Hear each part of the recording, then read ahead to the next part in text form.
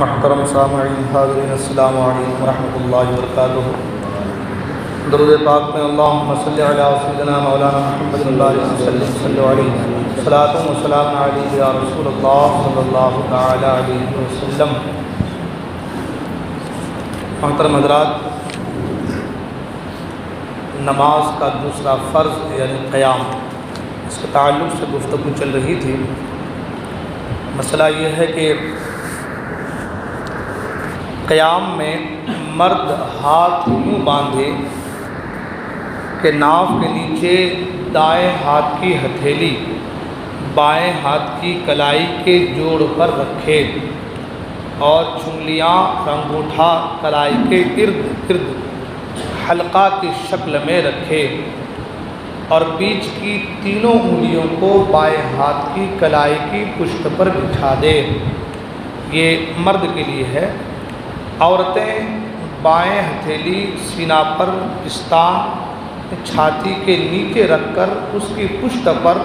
داہنی ہتھیلی رکھے۔ مسئلہ یہ ہے کہ کھڑے ہو کر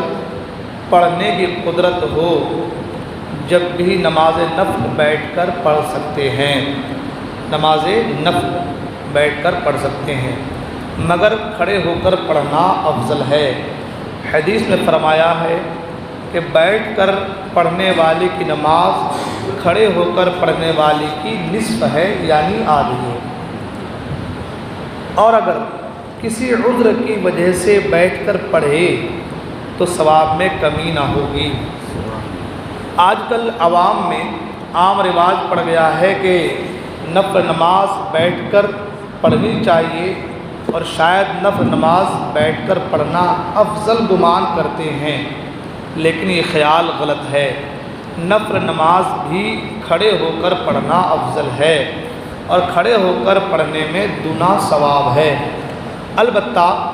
اگر بغیر کسی عذر کے بھی نفل نماز بیٹھ کر پڑھی تو نماز بلا کراہت ہو جائے گی، مگر ثواب آدھا حاصل ہوگا۔ حضور پرنور سرور عالم صلی اللہ علیہ وسلم نے نفل نماز بیٹھ کر پڑھی، مگر ساتھ میں یہ بھی فرمایا کہ میں تمہاری مثل یعنی تمہارے جیسا نہیں، میرا ثواب کھڑے ہو کر اور بیٹھ کر دونوں میں یکساں ہے۔ تو امت کے لیے کھڑے ہو کر پڑھنا افضل اور دونا ثواب ہے، اور بیٹھ کر پڑھنے میں بھی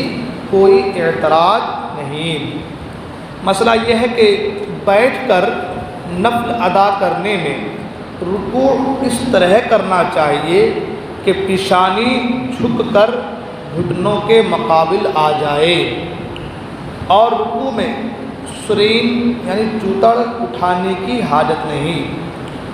بیٹھ کر نماز پڑھنے میں رکوع کرتے وقت سرین اٹھانا مکروہ تنزیہ ہے، یعنی بہت سے لوگ جب بیٹھ کر نماز نفل پڑھتے ہیں تو رکوع میں اس قدر جھک جاتے کہ پیچھے پورا اٹھا دیتے ہیں، ہے نا؟ تو اس طریقے سے بالکل پیچھے سے اٹھا دینا یہ مکروہ تنزیہ ہے۔ بیٹھ کر نماز پڑھنے کے رکوع اتنے ہی کافی ہے کہ آپ کا جو سر ہے وہ گھٹنوں کے سیدھ میں آ جائے، اتنا ہی کافی ہے۔ زیادہ بالکل جھک جانا، پیچھے سے اٹھا دینا یہ مکروہ تنزیہ ہے۔ حالت قیام میں دائیں بائیں جھومنا مکروہ تنزیہی ہے۔ جو مسئلہ کل بتایا گیا تھا کہ بھائی کبھی ایک پاؤں پر زور دینا، کبھی دوسرے پاؤں پر زور دینا، یہ سنت ہے، لیکن اب اس کو لوگ جھومنا شروع کر دیں، ادھر سے ادھر ادھر سے ادھر جا رہے ہیں، تو یہ مکروہ تنزیہی ہے۔ زور دینے کا مطلب یہ کہ تھوڑی دیر اس پاؤں پر، پھر اس کے بعد یہ پاؤں ذرا تھک گیا تو تھوڑی دیر اس پاؤں پر بالکل آدمی کھڑا رہے، زور دے، یہ سنت طریقہ ہے، لیکن وہ اس طریقے سے جھومتے رہنا یہ مکروہ تنزیہ ہے۔ مسئلہ یہ ہے کہ اگر قیام پر قادر ہے مگر سجدہ نہیں کر سکتا، یا سجدہ تو کر سکتا ہے مگر سجدہ کرنے سے زخم بہتا ہے، تو اس کے لیے بہتر ہے کہ بیٹھ کر اشارے سے پڑھے، اور کھڑے ہو کر اشارے سے بھی پڑھ سکتا ہے۔ اگر کوئی شخص اتنا کمزور ہے کہ مسجد میں جماعت کے لیے جانے کے بعد کھڑے ہو کر نماز نہ پڑھ سکے گا، اور اگر گھر میں پڑھے تو کھڑا ہو کر پڑھ سکتا ہے تو گھر میں پڑھے، اور اگر گھر میں جماعت میسر ہو تو بہتر ہے، ورنہ تنہا کھڑے ہو کر گھر میں ہی پڑھ لے۔ یہ مسئلہ بہت جو ہے آج ہمارے معاشرے میں دیکھا جاتا ہے کہ لوگ جو ہے اگر وہ چاہیں تو گھر میں کھڑے ہو کر کے نماز پڑھ سکتے ہیں، مگر وہ گھر میں نہ پڑھ کر کے مسجد میں آ کر کے بیٹھ کے پڑھتے ہیں، اور وہ سوچتے ہیں کہ بھائی مسجد میں زیادہ پڑھیں گے تو زیادہ ثواب ملے گا، جماعت کا ثواب ملے گا۔ تو آپ جماعت کے ثواب کے چکر میں جو فرض ہے آپ اس کو ہی چھوڑ دے رہے ہیں، ہے نا۔ قیام کیونکہ فرض ہے، تو اگر آپ گھر میں کھڑے ہو کر کے پڑھ سکتے ہیں اور چل کے آنے کے بعد مسجد میں آپ کھڑے ہونے کی طاقت نہیں رہتی، تو اب آپ کے لیے حکم ہے کہ آپ گھر پر ہی پڑھیں اور کھڑے ہو کر کے پڑھیں۔ اگر گھر میں جماعت ہو سکتی ہے، 2-4 آدمی ہے، جماعت ہو سکتی ہے تو اچھی بات ہے، اور اگر جماعت نہیں ہو سکتی ہے تو تنہا کھڑے ہو کر گھر میں ہی پڑھیں۔ مسئلہ یہ ہے کہ جس شخص کو کھڑے ہو کر نماز پڑھنے سے پیشاب کا قطرہ ٹپکتا ہے لیکن بیٹھ کر نماز پڑھنے سے قطرہ نہیں آتا، تو اسے فرض ہے کہ بیٹھ کر پڑھے، بشرط کہ قطرہ ٹپکنے کا عارضہ اور کسی طریقے سے روک نہ سکے۔ یہ جو مسئلہ ہے اس میں جو آخر والا جملہ ہے اس پر غور کرنے کی ضرورت ہے کہ کھڑے ہو کر پڑھنے سے نماز اگر پیشاب کا خطرہ آتا ہے تو بیٹھ کر پڑھے، ہے نا، کہ بیٹھ کر پڑھنے سے اگر نہیں آتا تو بیٹھ کر پڑھے، لیکن اگر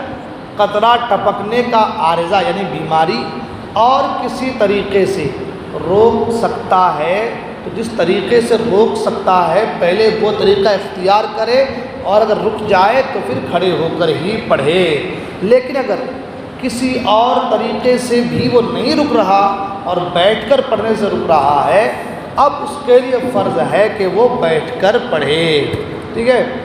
یہ مسئلے کو خاص کر کے ذہن میں رکھی جائے، انشاءاللہ کے مسائل پھر بیان کیے جائیں گے۔ اللہ تبارک و تعالیٰ کی بارگاہ میں دعا ہے اللہ تبارک و تعالیٰ ہم تمام کو کہنے